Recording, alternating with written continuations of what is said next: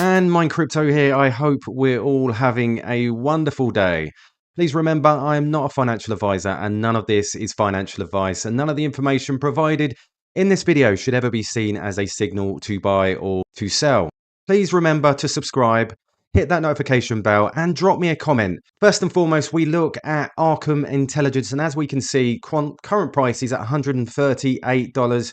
We're currently down 5.44% in the last 24 hours, still up 21% in the last 7 days, and in the last 30 days we're up 32%. Current volume in the last 24 hours is 55 millions. So just looking at this, we've just seen a transaction 11 hours ago for 2,664. I'll probably update that on X later. But today we're going to do something a little different. Now, this is a quant valuation. Now, I'm not going to say this is mine. This is credit to Crypto Woody, and this was back in September 2019. So lots have been updated since then, but this was a view back then. So he found this wonderful article on crypto asset valuations by Chris Bernisk. And to apply what he learned from the article, he made a valuation for his favorite token, Quant Network. Now, this is really, really interesting. And what I wanted to do is put all this together and bring it to you and share this with you, because I found it very, very interesting and a great way of being able to value where things could possibly be. But he does actually say he's not professionally qualified to work on valuation models and price prediction. This article is only to practice what he's learned by studying them. By no means one should consider it as financial advice. So this is very, very interesting. So blockchain and DLT innovation is going to bring about fundamental changes in the decades-old financial and capital markets infrastructure, and interoperability will be at the backbone of this revolution. Quant, as a leader in blockchain interoperability, has uncapped potential growth, and I'm sure many will already agree with that. So if we look here, why he chose Quant Network for valuation, and he had two reasons. Quant Tokenomics, which are very interesting. As we know, he says 14.5. It's actually around, well, it's debatable because you get Arkham Intelligence say 14.5 something, and then CoinMarketCap you'll get about 14.8. Somewhere in the middle, so he's not far off. The Quant team holds just 18%. This may have been a bit different during the last few years and change. And according to the second draft of the Quant Token Economics paper, all transactions through Overledger require the Quant tokens. Compare this to many projects where the token is only required in a public chain. Then we see this, the Quant Easter eggs. So we've got scarcity. So we've got 14.5 to 0.8 million Quant tokens, no inflation. The team only holds 18% of the total supply, which I'm guessing has changed. And then we look at the license fee. Enterprise and developers will be able to obtain an annual license to develop applications on the Overledger, which we know about. Some of this you will already know, but we're just using it as a base point. So platform fee, payments for read and write to Overledger will also need to be made in Quant based on the fiat value. And then we've got Overledger gateways will require Quant stacking. So lovely little info diagram there. Then we move on to this. We've got Quant. It's not just an interoperability solutions, it opens the floodgates to enterprise adoption. On average, enterprise tends to spend around about $8 million to onboard blockchain solutions, but Quant enables enterprises to utilize multiple blockchains with just 3 lines of code for a fraction of the cost. Professional team, as we know, Gilbert Verdian, the main head honcho at Quant, and then we've got all the rest, which are also pretty much a dream team. Then we got industry recognition. Gartner had named Quant as a cool vendor in 2019 in the blockchain. And then they've got uncapped growth potential. If you're following Quant, you know it's not limited to 1 or 2 niches like finance or supply chain, but useful for all sectors interested in blockchain DLT. And then we go here. We look at these partners that were around in 2019. Some of these have actually played out in a bigger way. Oracle, Pay UK, which we know all about. We've obviously got the Bank of England. We've got the Bank of International Settlements and all these other big names that you can see here. I talk a lot about Alliance Block as well. with their standards that they're creating with Ethereum for real world assets. And we've got plenty more. Some of this may have changed, but if we go over here and we begin looking at this valuation, important questions to answer before valuation. The details of Quant Utility Token are not yet fully fleshed out in the token utility paper. There are still some important questions we're waiting for answers for. What percentage of the total revenue will be used to lock up the quant tokens? How many tokens will be required for gateways? Now, there's been lots of speculation. I've read 200, 500. I've read so many different numbers, but we'll have to wait and see. And how many companies will use quant as a gateway to blockchain adoption? So how the pricing metrics around the platform read, write, volume will be calculated. Will Quant define volume as the number of transactions only, or will the pricing also vary depending upon the size of the transaction? Then we also get high-level valuation thoughts. We can try some high-level valuation models, for instance, considering interoperability to blockchain is what Cisco was to the internet. It means interoperability is going to get at least 10% the total market size of blockchain DLT. And this assumption was made by Palm Beach Report when they presented Aon as the frontrunner of interoperability. We can imply the same assumption considering Overledger as a frontrunner instead of Aon to do the valuation. Another way is to use some valuation models of XRP, considering Ripple is also addressing the financial sector, which is also a core focus of Quant. If XRP gets adoption, some people are expecting one XRP to go to $6 and even bigger in the next 10 years.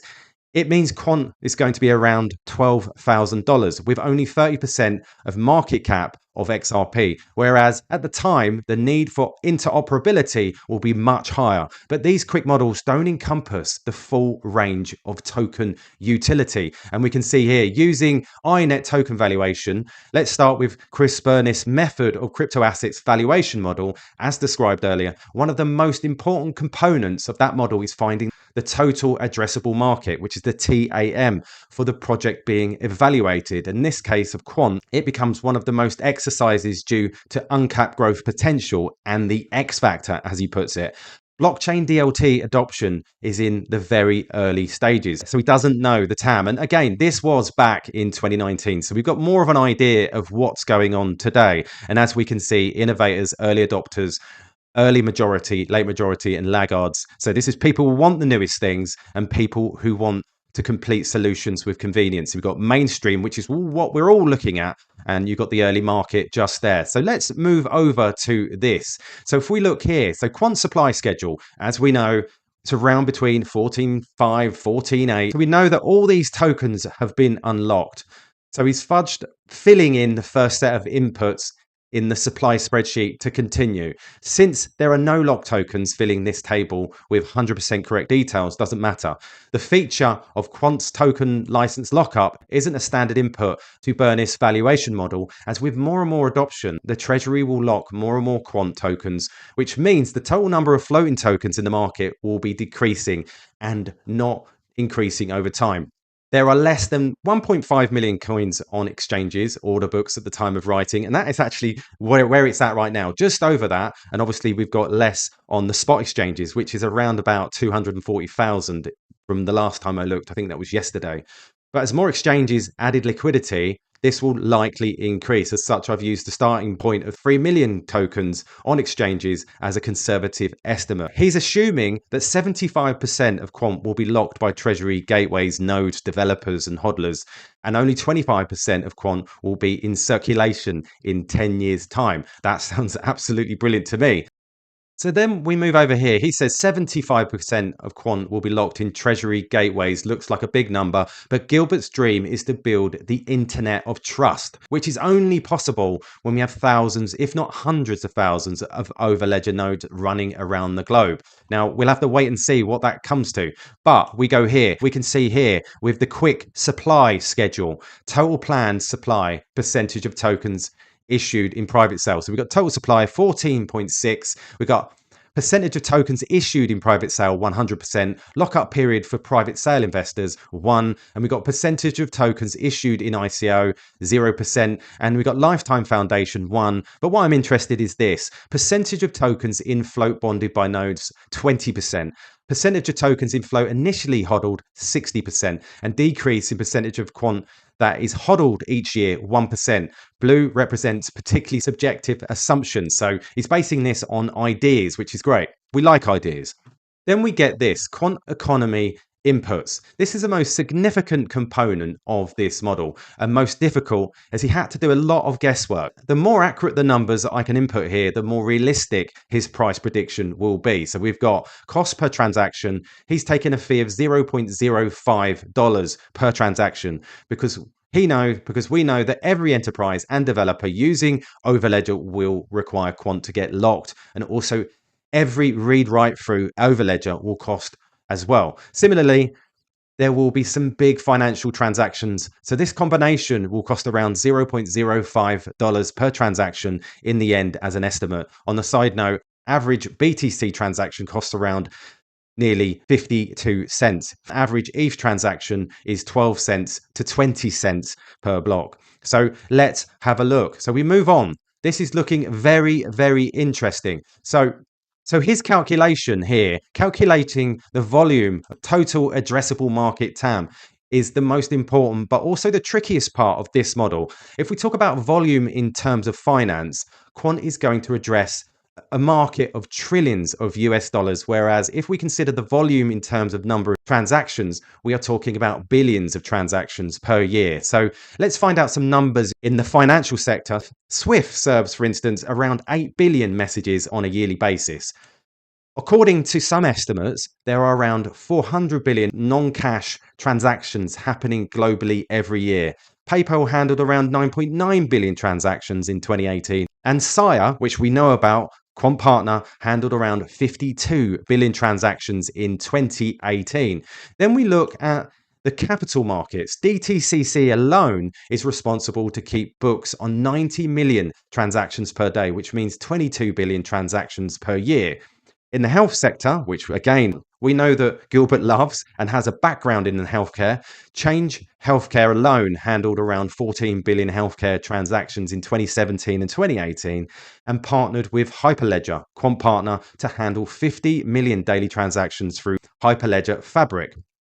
So if the central bank digital currencies come into fruition, we're going to see thousands of settlement coins. This means we are talking about billions of high value additional transactions. Now, he says read more about RTGS to get further details. Now, I talk about RTGS, the real-time gross settlement, and that's looking like it could go ahead this year, but we'll have to wait and see. So then we go on to, he could not find details related to all areas of Quant is targeting, like supply chain, defense, KYC, AML, legal. But we know there's so much more going on with Quant and other areas and sectors within this large global market. This means the total addressable market should be around 500 billion, but he's taking only 100 billion transactions as a start. It doesn't mean that these 100 billion transactions will go through Overledger.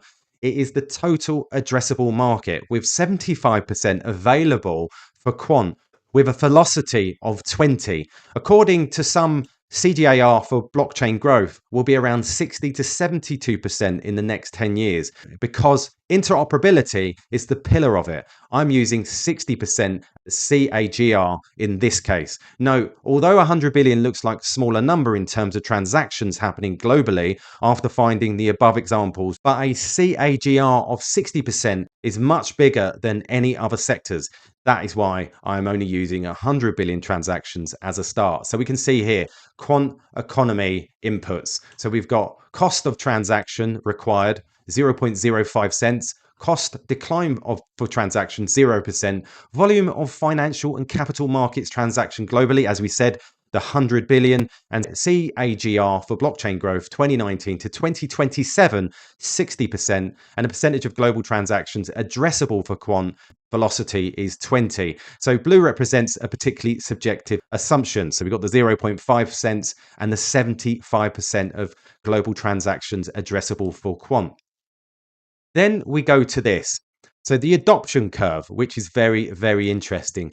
There are also inputs on the basis of assumptions aimed at the following, the analyst of this model, and ensuring the numbers follow an S-type curve. So base year 2019, saturation percentage 50, start of fast growth 2023, and takeover time 10. So again, blue represents particularly subjective assumption. So if we look here, after having entered these numbers, it's time to look at the results. These inputs give us a near perfect S-curve in terms of growth for quant. So we're seeing this S-curve. So we are currently around this point here. So we're seeing an S-curve all the way up to 2035. And this is simply why I say I'm a long-term holder. I do have other bags for play for this bull run, but for quant, I'm going to hold it. And if this S-curve is anything to go by, then will quant come down? We'll have to wait and see. So we move to this, the moment of truth. So the conclusion is, what is the summary of all the effort? If we consider these numbers reasonable, it means quant will reach a valuation of around $13,000 per token in the next 10 to 12 years, with the total market cap of around 190 billion.